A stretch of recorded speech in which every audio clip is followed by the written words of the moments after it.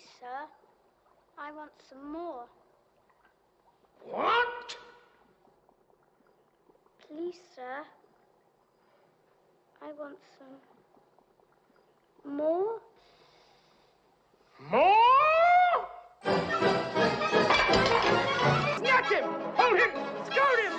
What's up, guys? It's your boy, Benny. Alexander Solzhenitsyn said that a system built on fraud can only last so long before it collapses in on itself, and you are beginning to see the collapse of the fraudulent nation of Ukraine and its creepy little tracksuit strip club look-like wearing leader, Volodymyr Zelenskyy, one of the worst and most malevolent individuals to ever grace the international stage, an absolute cretin who demands that America pay in blood and money for his stupid border dispute. I am done pulling punches on this. America's border is more important than Ukraine's border, period. You have a war, fight it yourself. God, I hate this guy. And now Time Magazine has finally effectively launched the nuclear torpedo into the USS Zelenskyy and sunk that ship for good. This is the most devastating piece on Zelenskyy just dropped inside of one of these rags read by all of the American elites, right? Time Magazine, nobody reads or subscribes to Time Magazine anymore, but the people in the halls of power still care about this publication, and so that's why this is important. Zelenskyy was running late. An invitation to his speech at the National Archives in Washington had gone out to several hundred guests, including congressional members, top officials of the Biden administration, billed as the main event. In late September, it would give him a chance to inspire U.S. support. That afternoon, Zelenskyy was running late at the White House and Pentagon and delayed by more than an hour. When he arrived, he looked distant and agitated. His speech felt stilted, and he wanted to get it over with.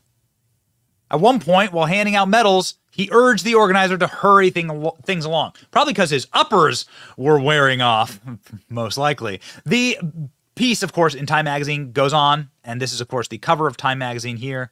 Nobody believes in victory like I do. Nobody. Yeah, well, cocaine's a hell of a drug, dude. So these are the top lines of what this article demonstrates, which is just utterly and totally devastating for the regime. Check this out. The Ukrainian president's advisors warn that people are stealing money like there's no tomorrow when asked about bribes and corruption inside of the state of Ukraine. 59% of Americans don't want Congress to provide more weapons to Kyiv, up from 35% in June, so the propaganda is wearing off here at home. Southeastern fifth of Ukraine, where the population is predominantly Russian speakers, remains under Russian control. They haven't been able to budge anything. We have the maps, actually, to prove that. Check this out. Just to jump over here. This is a map from the New York Times. This is the area that the Russians invaded and that they took and that they've held, and the Ukrainian gains that we paid billions and billions, hundreds of billions of dollars for. Look at these little blue specks on a map. You wouldn't be able to put like a Chick-fil-A on that. Look at it. Look at it. This is what we fought for. That. See that? And that. This is what the vaunted Ukrainian counteroffensive has done. Okay, let's continue. Zelenskyy's close advisor warned that he deludes himself. We're out of options. We're not winning. But try telling him that. Oh my God. Ukraine's shortage of soldiers is more dire than its deficit in arms and ammunition. Draft officers pull men off trains and buses and send them to the front in the meat grinder. The death toll has long surpassed 100,000 on each side of the war, forcing the draft of the elderly, raising the average age of the Ukrainian soldier to 43 years old. Good God. Corruption remains widespread despite Zelenskyy firing numerous officers and defense ministers. Zelenskyy is worried that the focus of Ukraine's allies on the U.S. and Europe and the global media has shifted to Israel and Palestine and the Gaza Strip. Why are Time Magazine and the corporate media starting to throw Ukraine and Zelenskyy under the bus? Well, because, ladies and gentlemen, they've been told to. They are no longer the flavor of the month. We need to get a new emergency. It wore off. We wouldn't need a new emergency, but now we have to because it wore off and we can't get the funding going and we have to keep the money laundering system engaged. And we've seen that. We've talked on this show how this is the way that it works. The money goes directly to U.S. members of Congress. How does that work?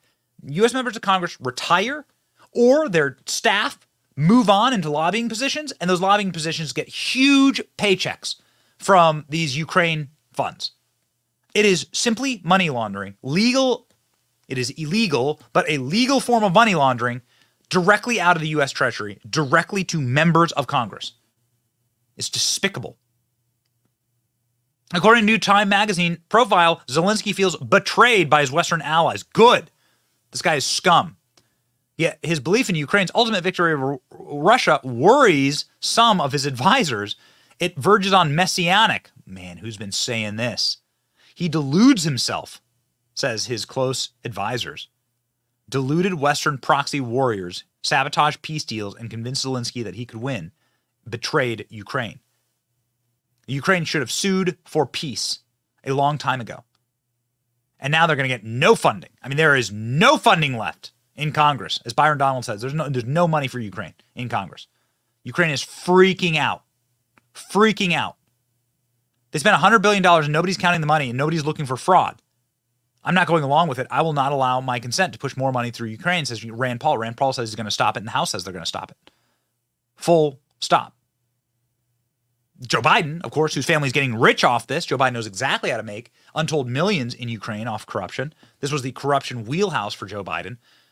Our despicable Pravda, apparatchik, Praetorian Guard press can't connect the two dots, can't put the Lego pieces together.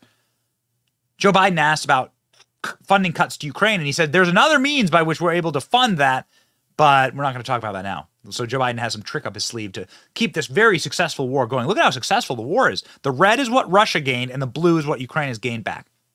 Got it? The world is now turning on Zelenskyy, are the headlines.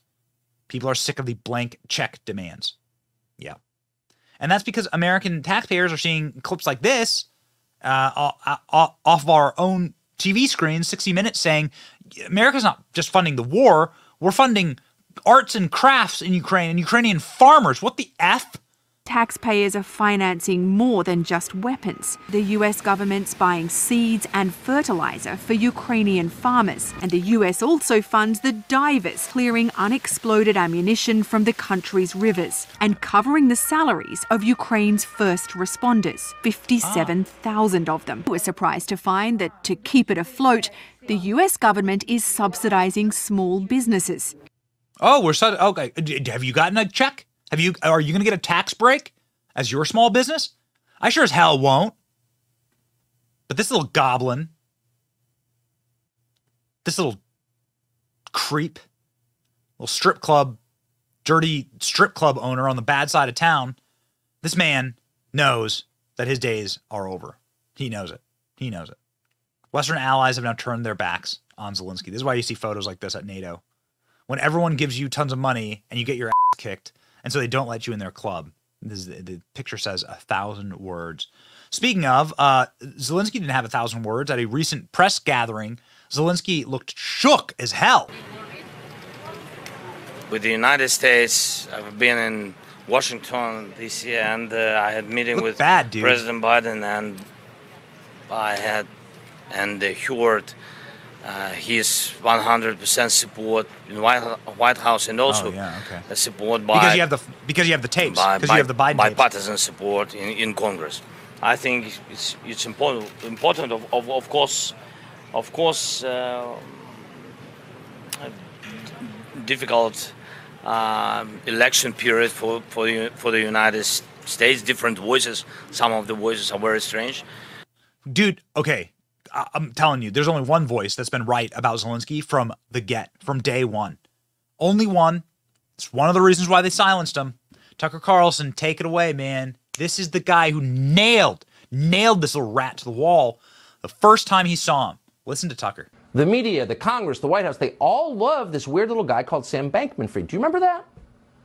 Somehow we were reminded of it today when the president of Ukraine arrived at the White House dressed like the manager of a strip club and started to demand money.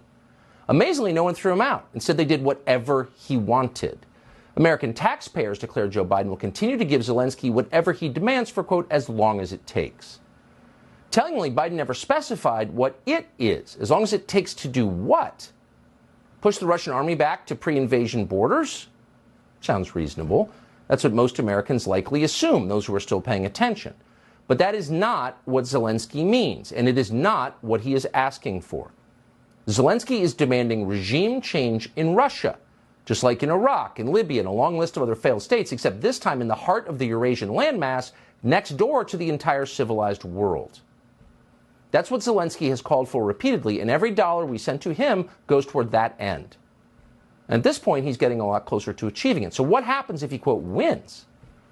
What does the ensuing chaos look like? Thought about that? Who's going to secure the world's largest nuclear arsenal once we help Zelenskyy topple the Russian government? Who replaces Putin? Strangely, those topics did not come up today, because that wasn't the point. The point of today's visit to Washington was not to make the world more stable or make wise decisions, much less to help America. That's always at the bottom of the list. The point was to fawn over the Ukrainian strip club manager and hand him billions more dollars from our own crumbling economy. It is hard, in fact, it may be impossible to imagine a more humiliating scenario for the greatest country on earth. And we would love to blame Joe Biden for it, but we can't really, not entirely at least. This was bipartisan masochism. The Uniparty is alive and well despite the best efforts of voters, including last month. And if you doubt that it's alive and well, here's a picture of Zelenskyy that he had taken with a group of elderly Republican senators in Kiev back in May. They stand grinning next to him in their orthopedic shoes, 70-year-old Susan Collins, John Barrasso, John Cornyn, led by their 80-year-old ringleader, Mitch McConnell.